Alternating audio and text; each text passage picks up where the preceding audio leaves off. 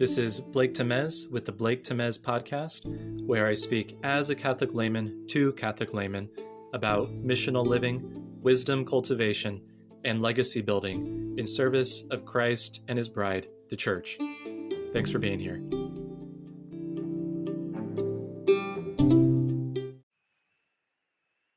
Today's reflection is going to be on a note from Monsignor Shay's From Christendom to... I'm forgetting the title. From Christendom to an Apostolic Age? I think that's what it is. In any case, it's a very short book about the transition from a Christendom culture to an apostolic age. And the note says this: strategies suited to a Christendom context are not effective in an apostolic age. In fact, sticking with old strategies could result in formerly Christian institutions being quote-unquote captured by the wider culture and being diverted from their original purpose. So let's unpack this thought.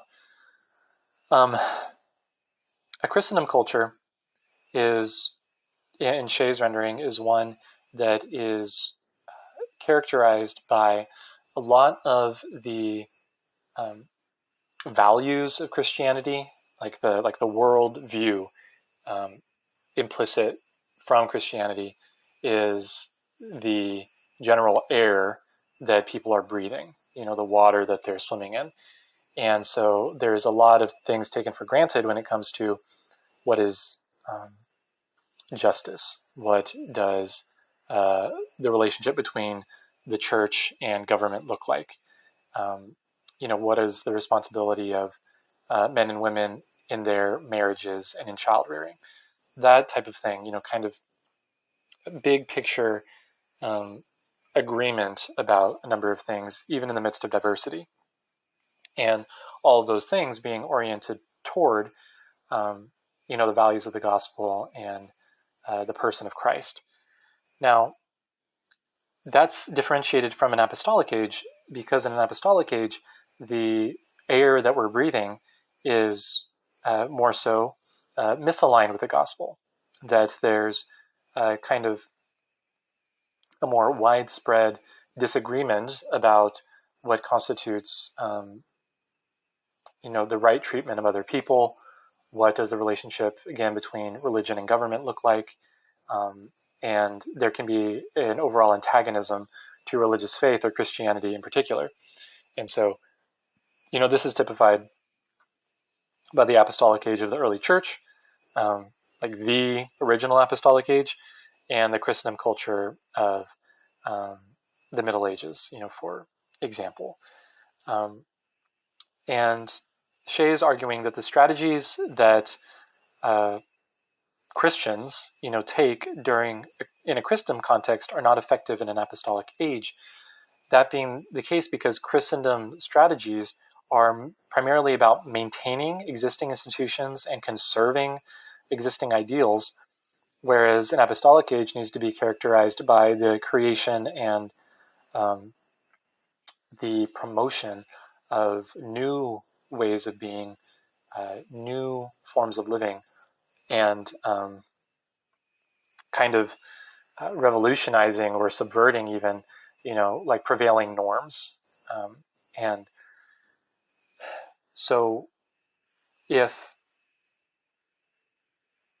in the life of the church, in the life of the world, we've de facto transitioned into an apostolic age where the prevailing ethos is not a Christian one, then the strategies need to adjust accordingly, or any Christian institution deploying a Christendom strategy is just going to be captured, right? Because their emphasis is going to be maintenance and conserving, and it's simple enough for the members that make up that institution, in spite of their best intentions, to be kind of absorbed into the cultural zeitgeist, as it were, and being diverted from their original purpose, which can be presumed to have been one of a missionary orientation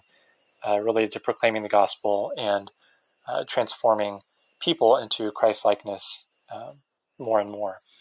And so, Shea's contention, and I think this is pretty widely accepted. I don't think anyone seriously contends this, that the church has in fact entered into an apostolic age, or those who are a little bit more soft on this would say is on the cusp of one.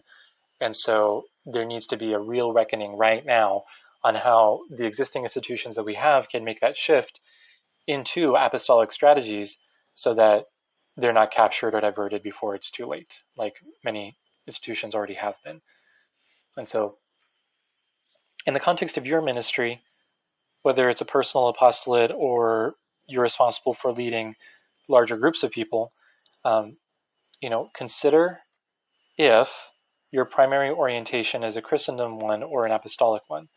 A Christendom one being oriented towards, maintaining existing structures, conserving existing values, or is it oriented towards an active and deliberate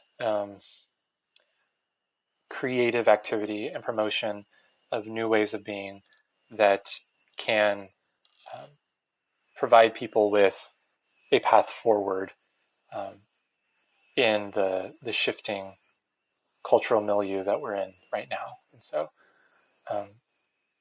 the interplay between maintenance and mission, can be tricky. There are some roles that will be maintenance oriented, but even those, can be kind of aligned with an overall perspective of missionary activity, so that the maintenance is at the service of mission, and mission doesn't get subdued into just a way of maintaining existing structures. So those are some thoughts for today. As always, thank you for your time and your attention, and God bless you in all your efforts. Peace.